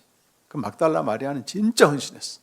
자기 소유를 다 팔아가지고 헌신하고 또 예수님 무덤에서 장사 지냈는데 그 끝까지 제자 다 도망갔는데 다 보고 있다가 또 안식일 지나서 향유를 또 준비해가지고 이건 무모한 헌신입니다. 자기를 던져버리는 거예요. 무슨 시체에다 또 향유를 발라요. 그때 천사들이 이 막달라 마리아에게 부활의 소식을 전하는 거예요. 그가 말씀하신 대로 죽으시고 살아났다. 이거 빨리 제자들이 알리라 했더니 무서워서 도망가 버렸어요. 마가복음은 미완성으로 끝납니다. 그렇게 미완성으로. 우리가 십자가와 부활의 복음을 몰라도 통치 은혜만 갖고도 얼마든지 하나님께 헌신할 수 있어요. 이게 성령의 권능이거든요. 이게 핀플레미의 역사입니다. 여기에 멈춰버리고 복음을 정확히 모르고 그 나라로 진입하지 않게 되면 계속 그런 경험을 제 경험하려고 하고 제가 10년 동안 그러고 다녔다니까요. 청계산 기도원 다니고 어디 교도 그 경험을 재현하고 싶은 거예요. 그래서 신비적인 경험이나 기적이나 체험 여기에만 머무른 채 이쪽으로 가지 않는 신앙은 하나님과 교제로 가지 않는 신앙은 벌건 대낮에 푸닥거리하는 신앙이다. 그렇게 얘기해 김용규 박사 같은 경우는 자기 책에서.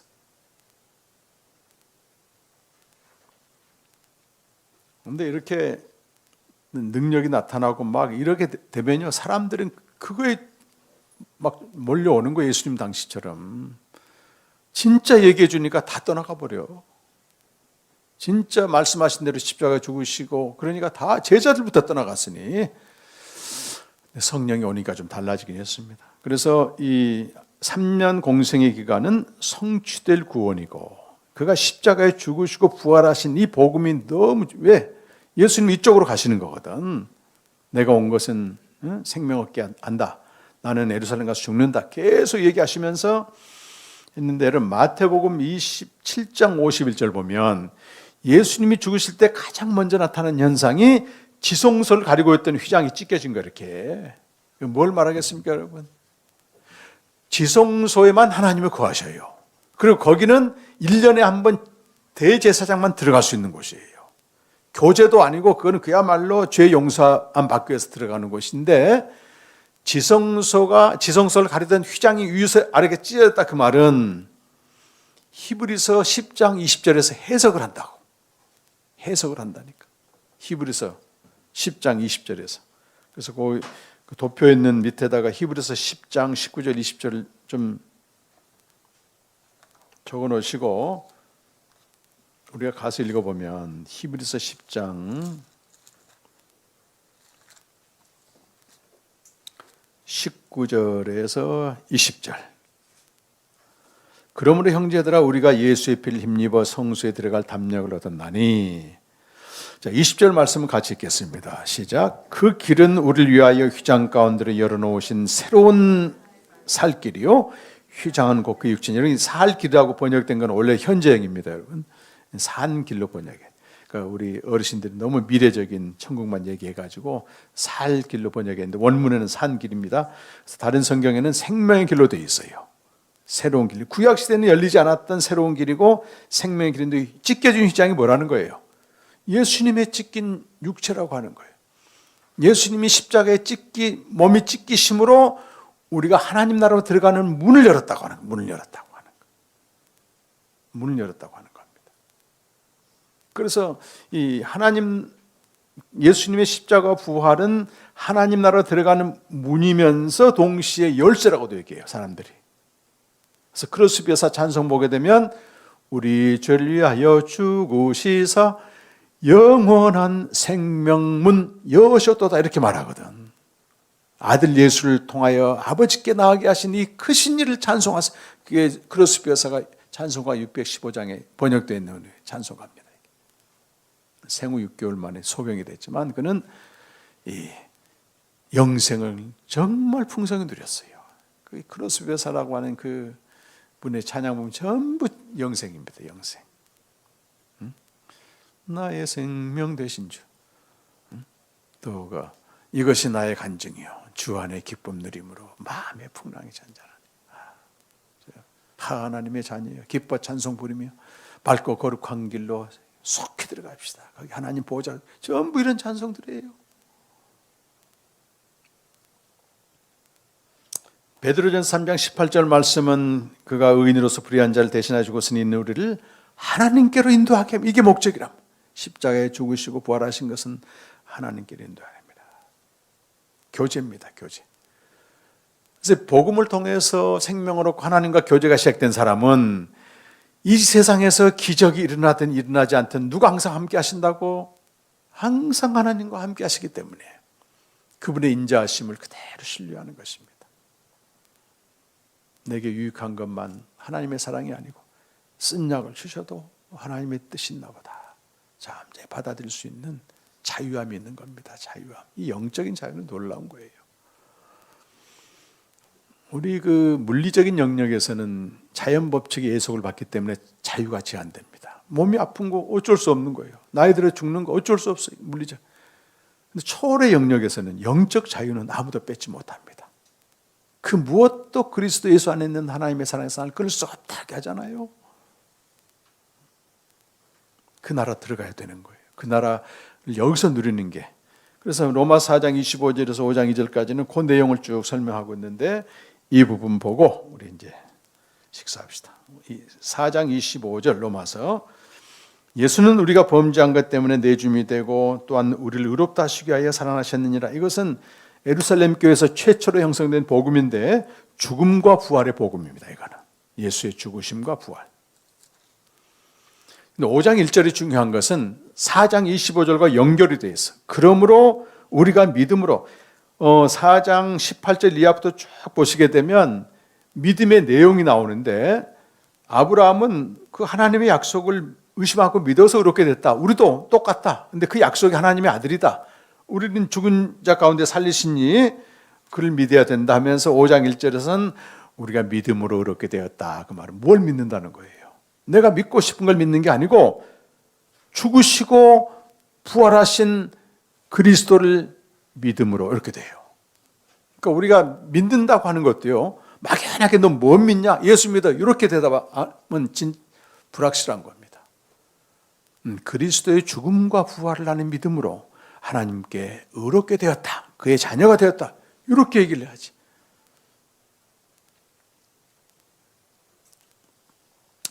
그럼 믿은 다음에 어떻게 하라는 얘기예요? 우리 주 예수 그리스도로 말미암아 하나님과 화평을 누리자. 그 말은 하나님과 연합되고 교제하고.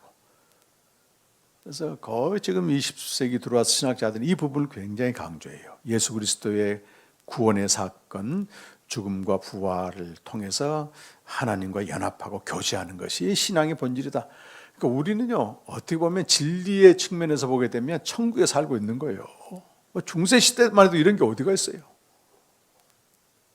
그들의 노고가 다 검증되고 과정을 거쳐서 결국 성경으로 가서 그런 결론 내린 겁니다.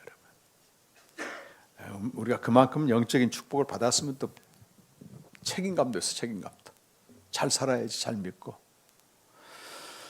2절에 보시면 2절이 화평을 누리는 상태를 이렇게 설명합니다. 그로 말미암아 우리가 믿음으로 서 있는 이 은혜에 들어갔다고 하는 말이 나와요. 이 은혜에 들어갔다.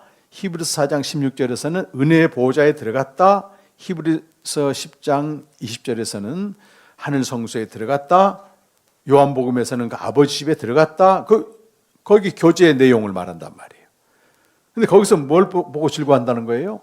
하나님의 영광을 자랑한다고도 얘기해요. 즐거워한다.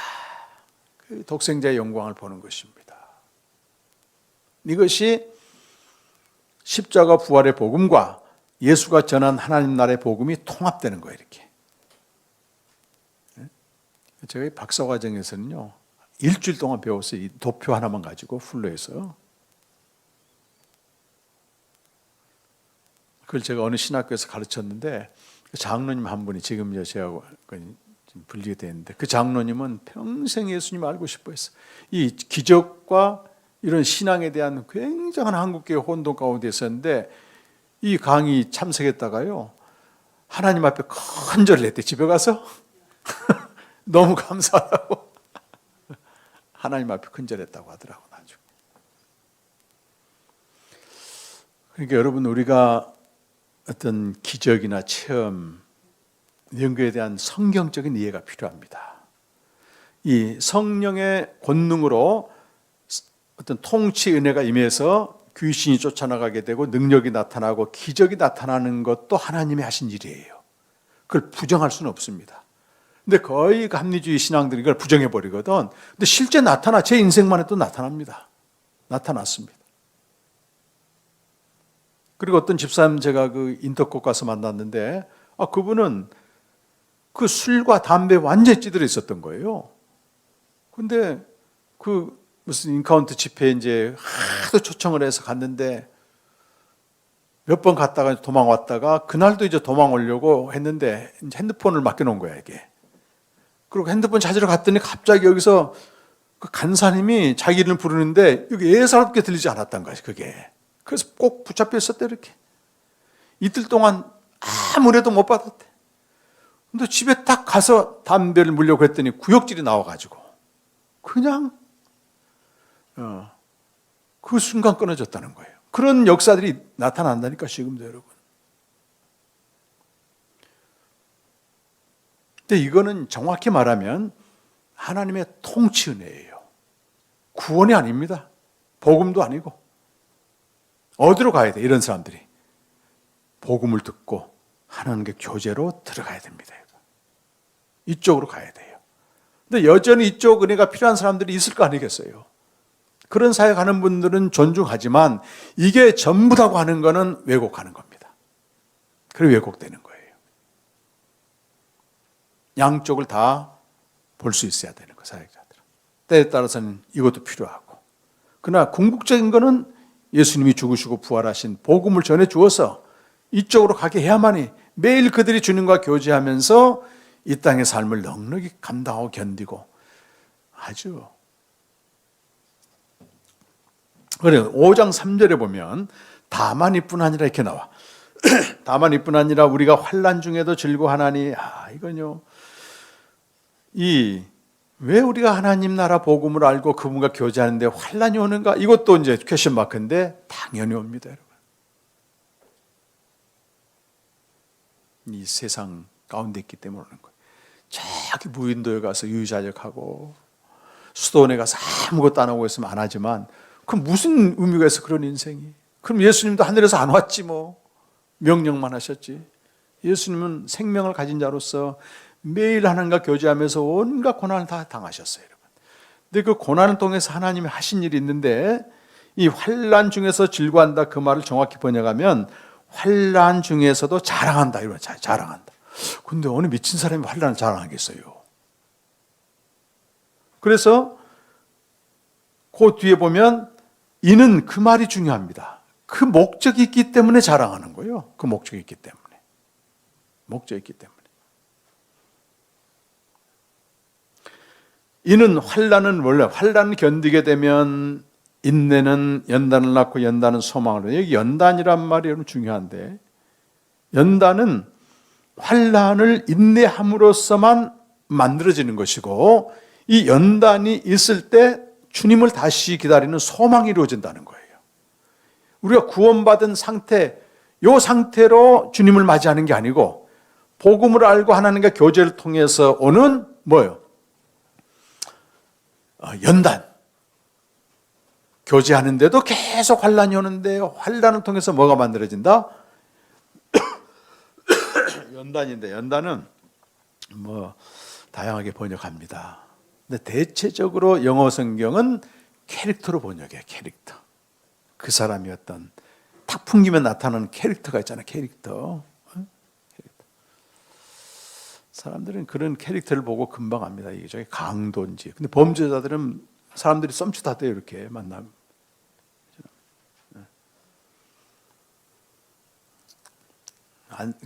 혈액암 걸려서 고생한 안성기 캐릭터가 어때요? 캐릭터가 상당히 좋잖아요. 그런 사람들이 이제 공익광고 많이 해. 근데 악역 맡은 이상한 또 배우도 있어. 캐릭터가 벌써 다르잖아요, 이렇게. 이 캐릭터로 번역된 이 헬라어 연단은 도키모스란 말입니다. 도키모스. 제가 도키모스란 내용을 200페이지 맨 아래 보게 되면 복음과 생명 연단으로 번역된 헬라어 도키메는 도키모스의 파생어다. 이 그리스 사회에서는 도키모스 이 설명이 쭉 나오면 액면 가치와 소재 가치가 일치하는 본유 앞엔 주화를 사용했다.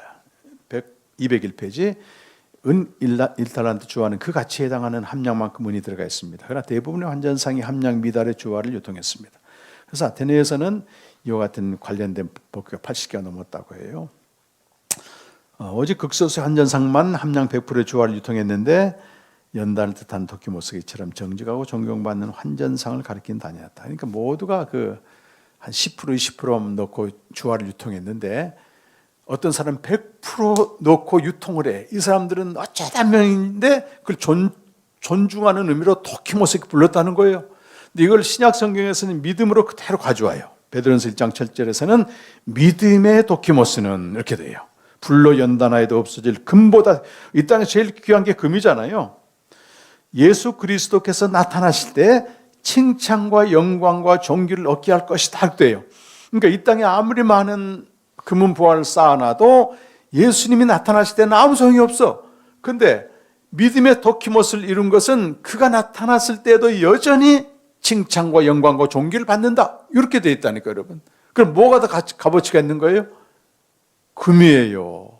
도키모스예요. 연단이지 연단. 믿음의 도키모스란 말은 믿음의 장성한 분량, 그리스도의 장성한 분량이라는 캐릭터, 성품을 말한다는 거예요.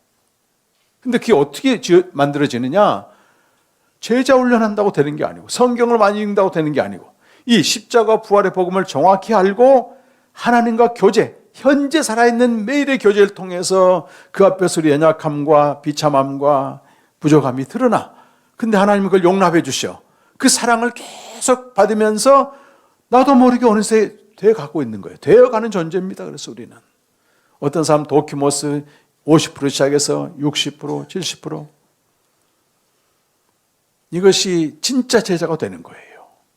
근데 이런 복음도 잘 모르고 하나님과 교제하는 현재 삶도 없는데 냈다 성경만 주입한다고 해서 이런 그리스도의 장성한 분량이 만들어지느냐? 넌센스입니다. 넌센스. 안 됩니다. 안 돼.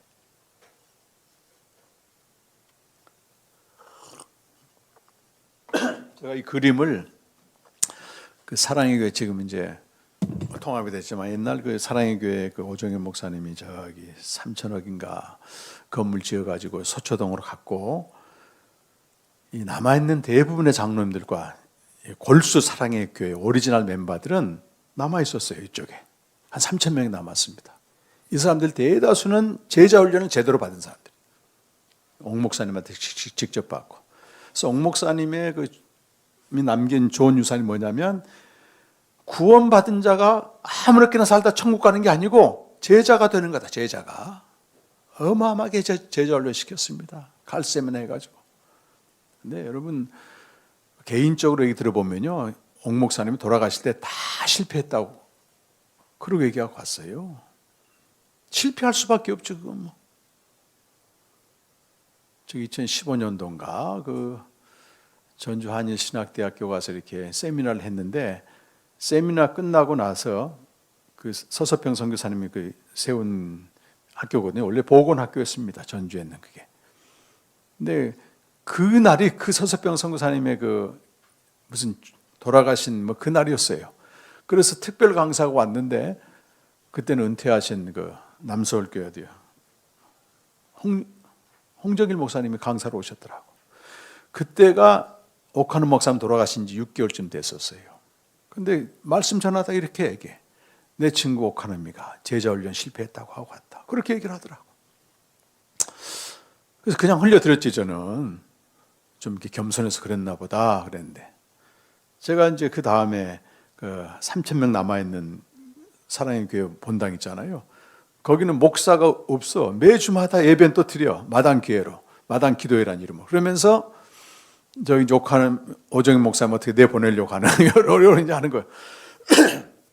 그러니까 누가 보통 신학교 교수들이 가서 설교하고 주일날 교회에 안 맡은 사람 제가 이제 한번 갔다니까 불러서 갔더니 와, 한 2,000명 정도 앉아있더라. 1층, 2층 꽉. 옥 목사님 강단에서 영생이 현재생에 대해 딱 설교하는데 저게 뭔 말인가 그러고 있는 표정이야. 근데 거기 참석했던 그 집사님, 그 장로님 딸이 어떻게 저랑 연결이 돼가지고 그날 서 목사님 강의 뭐 설교를 하셨는데 많은 사람들이 저게 뭔가 그랬대요. 뭐 그런 얘기 하더라고. 예배 제가 그날 강단에 딱 내려왔는데 설교 마치고 왔는데 제가 지금 없어진 외환여행을 다녔거든요. 좀 그때 저희 상사가 날 기다리고 있었어요. 그분이 사랑의 교회 오리지널 멤버입니다. 굉장히 존경받는 분이에요. 이분은 권장님이라고. 그 머리가 허해가지고 저를 맞이하셨습니다. 내가 여기서 목사 된지는 알았지만 설교 듣는 건 제가 그때 무슨 설교했냐면 아무리 좋은 설교를 들어도 사람은 안 바뀐다 설교를 했거든. 그 에밀 브루너가 했던 유명한 말입니다. 사람이 바뀌는 거는 인격적으로 주님과 만남을 통해서 내가 존재가 누군가를 깨지고 하나님의 사랑이 부어지고 그때 하나님을 경외하면서 바뀌는 거지 좋은 설교면 들으면 들을수록 이거는 귀만 넓어진다. 그런 얘기를 내가 했어요. 그 설교 중에 지금도 유튜브 보면 있습니다. 영생 현재생이라고. 아무리 좋은 교수들, 목사들 불러서 설교해도 여러분 안 바뀐다. 그런 얘기를 했던 것 같아요. 이제 바이블 오소독스라고 성경 정통주의를 얘기하거든요. 그런데 그 권장님이 저를 보자마자 나는 평생 신앙생활 나름대로 열심히 했는데 그 성경 정통주의 처음 들었는데 그렇게 얘기하더라고. 그러면서 밥을 저한테 사주면서 하는 말이 이 옥 목사님 얘기를 또 하는 거예요. 제자훈련 실패했다. 그게 지금 사랑의 교회 모습 아니? 제가 대놓고 그랬습니다. 제자는 훈련으로 되는 게 아니고 복음을 정확히 알고 하나님과 현재적인 교제가 있어야 되고 그러면서 환난 가운데 있게 되면 그냥 만들어지는 거지 훈련을 할 때는 환상이 있다. 근데 훈련 끝나면 다시 옛날로 돌아가기 때문에 계속 훈련 계속하고 뭐 강아지 인성 훈련 시키는 거 뭐가 다르냐. 제 안에서 성령께서 얘기하는 거지 막 밥 먹다 말고 얘기를 했어. 그 다음에 또 불렀어요. 얼마 안 돼서. 그때 내가 이걸 만들어가지고 이걸 그대로 전했습니다. 그때는 장로님들이 다 오시더라고. 그 얘기 좀 나누고 제가 복음을 정확히 알고 하나님과 교제, 복음적인 교제도 없는데 어떻게 되느냐 그거는 그는 환상이다. 참 제가 이 사역한 지 15년쯤 이제 돼갑니다만은 이렇게 복음을 듣는 분들이 또 들어요. 우리 이제 제주도나 이런 데 하게 되면 늘 오던 분들이 또 들어. 복음을 듣고 또 들으면 그만큼 교제가 풍성해지고 생명을 더 누리게 되거든요. 근데 이분들 가만 보게 되면 10년쯤 넘어가신 분들은요, 진짜 산 같아, 산 같아. 환란이 없느냐? 지금도 환란이 있어요. 요동하지 않고 매일 주님과 교제하면서 압도합니다, 압도. 제일 힘든 사람들이 3, 4년 된 사람들이요. 하다가 다시 관성법칙에서 떠나기도 하는데 그 고비를 잘 넘고 매일 주님과 교제. 그 공동체가 중요하다니까 여러분. 이렇게 되면 저는 장담하기는 그분들은 거의 독희 목사는 90% 정도 된 것 같아요. 아니 가끔 제 아는 목사님들이 거의 공동체 가서 예배드리면 깜짝깜짝 놀래요. 어떻게 이런 분들이 여기 있냐는 거예요.